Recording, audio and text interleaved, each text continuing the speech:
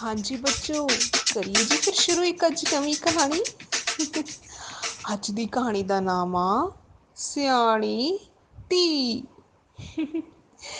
ਇੱਕ ਪਿੰਡ ਦੇ ਵਿੱਚ ਇੱਕ ਸੇਠ ਦੀ ਕਰਿਆਨੇ ਦੀ ਦੁਕਾਨ ਸੀ।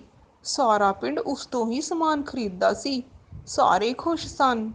ਸੇਠ ਕੋਲ ਸ਼ਹਿਰ ਵਾਲੇ ਵੱਡੇ ਦੁਕਾਨਦਾਰ ਸਮਾਨ ਛੱਡ ਜਾਂਦੇ ਸਨ ਤੇ ਸੇਠ ਅੱਗੇ ਪਿੰਡ ਦੇ ਲੋਕਾਂ ਨੂੰ ਸਮਾਨ ਵੇਚ ਦਿੰਦਾ ਸੀ। ਇੱਕ ਦਿਨ ਸੇਠ ਕੋਲ ਕੋਈ ਬਦਾਮ ਲੈਣ ਆ ਗਿਆ।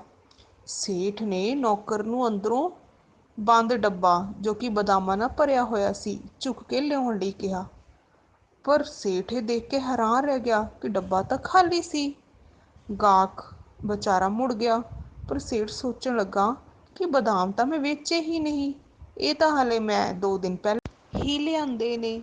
ਉਸਨੇ ਆਪਣੀ ਸਮਾਨ ਵਾਲੀ ਕਿਤਾਬ ਦੇਖੀ ਤਾਂ ਉਸ ਵਿੱਚ ਲਿਖਿਆ ਸੀ ਕਿ ਇੱਕ ਬਦਾਮਾਂ ਦਾ ਡੱਬਾ, ਮਤਲਬ ਬਦਾਮਾਂ ਦਾ ਡੱਬਾ ਸਮਾਨ ਵਿੱਚ ਆਇਆ ਹੈ। ਉਸਨੂੰ ਸ਼ੱਕ ਹੋਇਆ ਕਿ ਸ਼ਾਇਦ ਰੋਜ਼ ਹੌਲੀ ਹੌਲੀ ਕਰਕੇ ਨੌਕਰ ਬਦਾਮ ਖਾ ਲੈਂਦਾ ਹੋਣਾ ਤੇ ਇਸ ਕਰਕੇ ਇਸ ਤਰ੍ਹਾਂ ਬਦਾਮ ਖਤਮ ਹੋ ਗਏ। ਪਰ ਉਸਨੇ ਸੋਚਿਆ ਤੇ ਹਲੇ ਥੋੜੇ ਦਿਨ ਹੀ ਤਾਂ ਹੋਏ ਸੀ ਬਦਾਮ ਲੈ ਕੇ ਆਏ ਨੂੰ, ਫਿਰ ਕਿੱਥੇ ਚਲੇ ਗਏ ਸਾਰੇ ਬਦਾਮ। ਉਸਨੇ ਆਪਣੀ ਪਤਨੀ ਤੇ ਆਪਣੀ ਧੀ ਨਾਲ ਗੱਲ ਕੀਤੀ ਘਰ ਜਾ ਕੇ, ਤਾਂ ਉਹਨਾਂ ਨੇ ਸਲਾਹ ਕੀਤੀ ਕਿ ਬਦਾਮਾਂ ਦਾ ਡੱਬਾ ਇੱਕ ਵਾਰ ਫੇਰ ਭਰ ਕੇ ਰੱਖਿਆ ਜਾਵੇ। ਤੇ ਫਿਰ ਉਸ ਤੋਂ ਬਾਅਦ 15 ਦਿਨਾਂ ਬਾਅਦ ਡੱਬੇ ਦੀ ਜਾਂਚ ਕੀਤੀ ਗਈ। ਲੋ ਜੀ, ਫੇਰ ਡੱਬਾ ਖਾਲੀ। ਤਾਂ ਫਿਰ ਸੇਠ ਜੀ ਨੇ ਨੌਕਰ ਨੂੰ ਕੰਮ ਤੋਂ ਕੱਢ ਦਿੱਤਾ।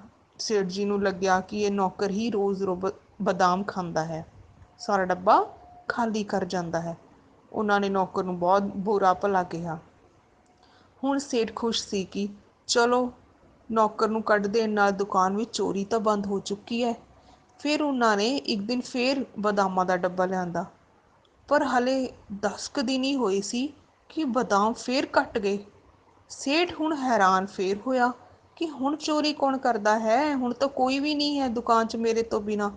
ਸੇਠ ਰੋਜ਼ ਡੱਬਾ ਦੇਖਦਾ, ਰੋਜ਼ ਹੀ ਕੁਝ ਨਾ ਕੁਝ ਬਦਾਮ ਘਟ ਜਾਂਦੇ। ਸੇਠ ਡਰ ਗਿਆ ਕਿ ਰਾਤ ਨੂੰ ਕੋਈ ਭੂਤ ਆਂਦਾ ਹੋਊ ਜ਼ਰੂਰ ਬਦਾਮ ਖਾਣ ਲਈ। ਉਸਦੀ ਸਿਆਣੀ ਧੀ, ਉਸਨੇ ਕਿਹਾ ਕਿ ਨਹੀਂ, ਕੋਈ ਗੱਲ ਨਹੀਂ ਪਾਪਾ ਜੀ, ਮੈਂ ਆਪੇ ਚੋਰ ਫੜ ਲੂੰਗੀ, ਚਾਹੇ ਭੂਤ ਹੀ ਕਿਉਂ ਨਾ ਹੋਵੇ। ਉਹ ਉਸ ਰਾਤ ਕਾਲੇ ਕੱਪੜੇ ਪਾ ਕੇ ਇੱਕ ਬੋਰੀ ਦੇ ਪਿੱਛੇ ਲੁੱਕ ਕੇ ਬੈਠ ਗਈ। ਜਦ ਅੱਧੀ ਰਾਤ ਹੋਈ ਤਾਂ ਕੁਝ ਖੜਕਾ ਹੋਇਆ। ਉਹਨੇ ਹਨੇਰੇ ਵਿੱਚ ਦੇਖਿਆ ਕਿ ਡੱਬੇ ਦਾ ਢੱਕਣ ਆਪੇ ਹੀ ਖੁੱਲ੍ਹ ਰਿਹਾ ਹੈ ਤੇ ਕੋਈ ਛੋਟੇ ਛੋਟੇ ਜਿਹੇ ਹੱਥ ਡੱਬੇ ਵਿੱਚੋਂ ਬਦਾਮ ਕੱਢ ਰਹੇ ਹਨ। ਤੇ ਫਿਰ ਢੱਕਣ ਇੱਕਦਮ ਬੰਦ ਹੋ ਗਿਆ। ਉਸ ਸਿਆਣੀ ਕੁੜੀ ਨੇ ਸਵੇਰੇ ਸਭ ਨੂੰ ਦੱਸਿਆ ਕਿ ਚੋਰ ਲੱਭ ਲਏ ਗਏ ਹਨ, ਹੁਣ ਚੋਰੀ ਨਹੀਂ ਹੋਵੇਗੀ, ਬਸ ਇੱਕ ਕੰਮ ਕਰਨਾ ਪੈਣਾ ਹੈ। ਤਾਂ ਉਸਦੇ ਘਰਦਿਆਂ ਨੇ ਕਿਹਾ ਕਿ ਦੱਸ ਕਿਹੜਾ। ਤਾਂ ਉਹ ਸਿਆਣੀ ਜੀ ਧੀ ਬੋਲੀ, ਕੋਈ ਜ਼ਿਆਦਾ ਕੰਮ ਨਹੀਂ, ਸੀਮੈਂਟ ਲੈ ਕੇ ਉਹ ਖੂੰਜੇ ਵਾਲੀ ਬੋਰੀ ਦੇ ਪਿਛਲੇ ਪਾਸੇ ਵਾਲੀ ਚੂਹਿਆਂ ਦੀ ਖੁੱਡ ਬੰਦ ਕਰ ਦੇਣੀ ਹੈ। ਠੀਕ ਹੈ ਜੀ ਬੱਚੋ, ਇਹ ਸੀ ਸਾਡੀ ਅੱਜ ਦੀ ਕਹਾਣੀ।